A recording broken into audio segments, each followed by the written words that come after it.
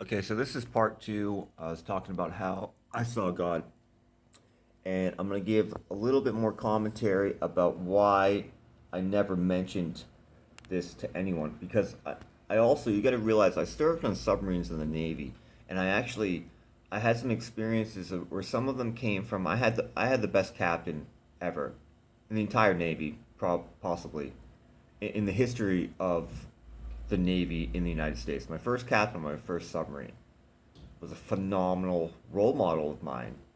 So when I arrived that day and checked into that command after 23 months of training to become a nuclear electrician's mate, we had 36 months long courses we went through. One was basic electricity, mathematics, and the nuclear power school. Each of those was 6 months long, and then we had 6 months working on a nuclear reactor. 2 months of boot camp, some Christmas vacation times, and other times off. And I was in the Navy for 23 months before I reported to my first submarine command to start working. And the day I reported there, my service record, I'd flown down to Georgia to report there. I'm in my dress blues checking in, and this guy walked by me past the quarterdeck to leave. And he just said, "Hey, Aaron, what's up?" And he just walked past me and didn't say a goddamn thing. I had no idea. I just knew he was in a brown uniform. I had no idea who he is. I start my check-in process going through talking to all the different, senior people in the command, who's the master chief, whatever, who's in charge of, who's the intelligence officer and the yeoman, and you do this check-in list so you know what the command structure is of the important people, as well as, meeting my respective division, the electricians mates and all that stuff. And somewhere in those next few days, I mentioned that. Like, hey, well, first off, what happened during the check-in process? Everyone that I talked to that was senior, that was guys that had been in the Navy for like approximately 20 years, I had multiple people during that check-in process that I was going through as a new guy that said to me, "This is the best command you'll ever be in. The captain's going to be here for a couple more years. Enjoy it." And they tell me a few experiences, like they had been in, bad commands before, and they basically said, "You're lucky for arriving here." And then, and one of those people, I had mentioned to them, "Hey, when I checked in, that someone walked by me on the quarterdeck, like first, just first time getting there to see the command, check in. Guy walked past me on the quarterdeck, said my name, and he said that was the captain. He said when we're in port, we call each other, we use our titles and ranks and refer to it, but when we're out to sea and it's just us and we have no one else on the submarine, it's first name basis on the submarine when we're operating or we're practicing." He said that was the captain. And I said, "Wow." And so I spent the next, over 2 years of my time on that submarine. The guy Stephen P. DeVito, he did some phenomenal motivational uh, GMT stuff. I mean, he was a leader. If you ever met a good leader in your life or a good role model, I mean, he was, the epitome of a leader. And I was enlisted, and our guys, I had to go through it's a very rigorous schedule, getting all the 19 qualifications you have to get, and ending in my last qualification, once I was fully qualified, was shutdown reactor operator. Right. So once going through all that, we don't have a lot of time to sit down and chit chat, but we spend a lot of time working together. And when men are working together, you have some time to talk about some things. And there was general discussion going on in that command about who the captain really was. And some of the guys said, "Well, he's this way because he's just a motivational speaker. He wants us to work hard." And then about half the crew was, they're when you talk to them individually, half the crew was a lot of the stuff, you're doing, you do some stuff with the whole command or in large groups, but a lot of the work you're doing on the submarine, you're probably just working with like one other guy or two other guys, for electrical maintenance type stuff and all their qualifications. You're just going and you're talking to one other guy that's a senior person and telling him about some systems, right? So you have a lot of one-on-one conversations, out there to see. Um, and talking to some of those guys would be like, "Yeah, man, this guy's this captain's fucking awesome.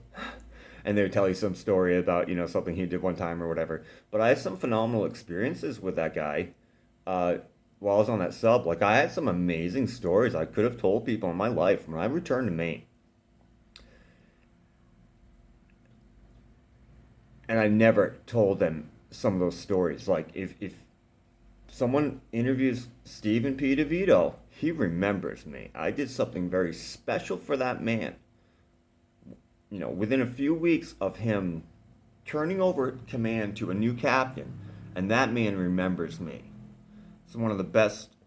So I'm pretty sure he's still alive. I haven't been in contact with him for years, but if you ever talk to Stephen P. DeVito, you sit down, you have an interview on some documentary, and you get in front of that guy. He's Sicilian. He's like a purebred fucking leader. All he ever wanted to do was be a captain of a ship. Grew up, reading books about being captain of a ship. And he had some life struggles he went through that he talked to his whole command about.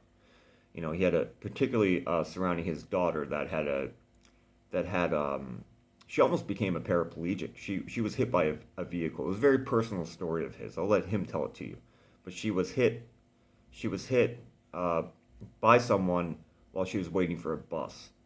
Um, she was either waiting for a bus or she was waiting for him to pick her up. For some reason, he was supposed to be there when it happened. I don't remember if it was because he was supposed to pick, but he got there late, and before he arrived, she'd been hit by a vehicle. She was waiting, curbside for something. I think it was to go to school, or maybe it was right after school, something along those lines. But he would tell her command about that, and he put a lot of time, effort, and stuff into that with for his daughter, while he was in his service. And I'm pretty sure that she's walking, she got to the point of being able to walk, semi-normal. I believe that's the case. But if you talk to him about me, he remembers me. Um, and I've never told those stories to anyone back where I was home.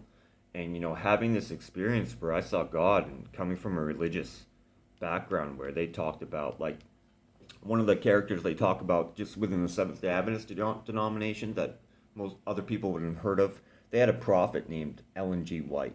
She's a woman. So this is a pretty significant thing because there isn't another woman prophet I'm aware of that was religiously, recognized. So she wrote a bunch of books. Like, if you go into one of their church schools or one of their churches, they have volumes of books that she wrote. This woman, Ellen G. White. This was like the turn of the century, late 1800s to early 1900s. So I fully expected when I came back to Maine and I started talking to people, I'd be able to tell them about the cool stuff that I did in the military, and I'd get around to, telling them that how I had seen God. And, like, all these people that I knew that I hadn't had a lot of contact with for a decade, they didn't seem too interested at all to listen to me talk about anything because I hadn't been going to church on Saturdays for the last 10 years. It's like I was an outsider, or it was as if I was someone that listening to me talk about anything might detract them from their faith, or something. I might be saying something manipulative to work Satan into their life or some bullshit like that. So having this gift of experience seeing God and not being able to share it with anyone. So I had that in 2010 and a couple of other experiences I could talk about. Take a long time to talk about those right now. But having that sometime around and not being able to share that with anyone and returning home. 2011, I was in college for almost 3 years. And then about 2000, let's see, I went to Jerusalem 2015. 2016, I was in a major fire accident. And then sometime around 2017, 2018, carrying this, wanted to tell this to someone for 7, 8 years. Went down a couple avenues to try to speak to some people. This gift that I had that I knew would sustain me for the rest of my life no matter what, ended up turning into a personal burden. I felt as if I was a failure for not being able to get to communicate this stuff to anyone personally. Like I thought, when I got back home, I started being able to tell people about this stuff. This stuff was going to spread, from the Seventh Day Adventist Church, which they are a branch of the Protestants. So you got to realize why this is significant. That church group, that denomination, considers themselves to be the exact same as the Protestants, other than basically two things: the prophet Ellen G. White, and then observing Saturday as a Sabbath, not Sunday. The Protestants celebrate Sabbath on Sunday, and that would be going way back. That would be due to the persecution of the Roman Catholic Church, and that's why the Protestants left Europe to escape their persecution. So yeah, that turned into it just broke me for years. There was a couple years in my life that if you meet some people and talk to them, there was a couple years in my life that I didn't do anything other than live in my house, go buy groceries every 2 weeks, immediately come back to the house. Didn't talk to any friends, family. I had already tried to in multiple ways, and no one seemed interested in talking to me about anything. The cool stories and awesome stuff I did in the Navy, the people that I grew up in childhood, the people I really cared about getting back in touch with, no, like they'd proven to me, no interest. Sometime in like 2017 or so. And after I had that fire accident, I had this huge fire accident. I was sedated for 2 weeks in a burn clinic while they took skin grafts in my whole body and healed me. And they pinched a nerve in my arm for I don't know how many days, and I woke up, my arm was dead. It took me months to doing physical therapy just to be able to use my right arm again. Pick up a spoon or a toothbrush, couldn't do anything. Couldn't take a tissue, wipe my own ass, anything. And virtually no one came and visited me, talked to me. I didn't get through that by myself. My dad came and visited me a few times over that next year. My mom was living like 4 hours north. I had to go travel up in her, returning to my roots and friends and family, and like being recognized and these people spreading it through the church. Like all my hopes and dreams before, I was in the transitional period of getting medically retired from the Navy to return home. Well, those aspirations or thoughts, those didn't happen at all. I had like this very special fucking thing I want to tell people about, and no one gave a fuck about me, my character, personality, what I had done. It all kind of been like,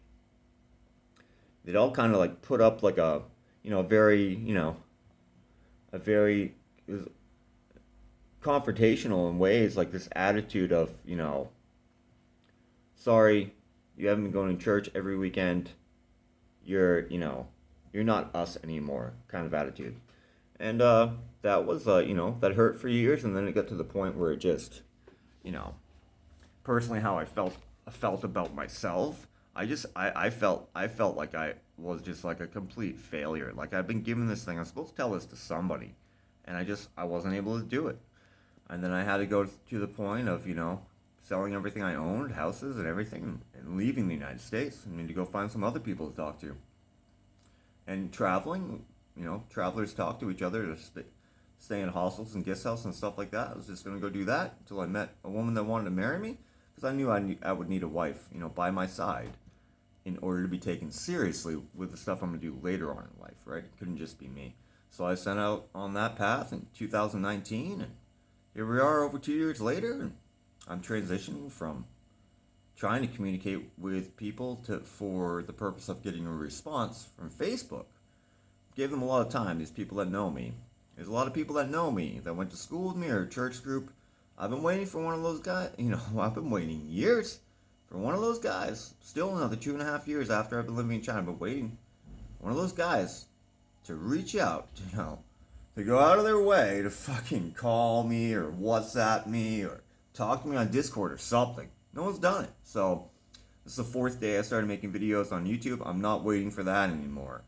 So this is actually 4 days ago. It was a major milestone in my life personally.